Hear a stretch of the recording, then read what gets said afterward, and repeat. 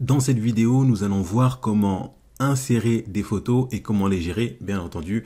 Alors pour cela, on doit aller donc dans l'onglet Insertion, et dans Insertion, on a Images. Donc là, on a la possibilité en fait d'aller rechercher une photo qui est sur votre appareil, donc sur votre ordinateur.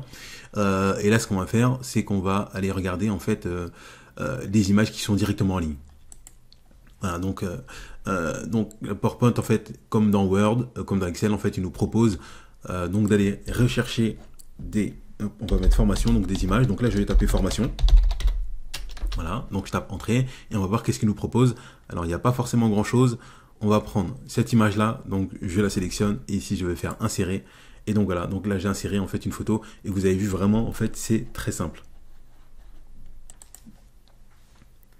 Et comme vous pouvez le constater, une fois qu'on a en fait inséré une image, on a l'idée de conception donc qui est très rapidement apparue, ce qui nous permet derrière de pouvoir choisir donc une autre position.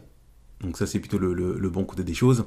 Lorsqu'on clique sur l'image, on a un nouvel onglet en fait qui est apparu, format de l'image. Donc là on est directement sur le format de l'image et on a beaucoup en fait de fonctionnalités. Donc là, par exemple, celle-ci, ça nous permet de donner un style à l'image. Regardez, donc là, ça bouge en même temps. Voilà. Hop, on va prendre par exemple celle-ci. Voilà, c'est une image en 3D.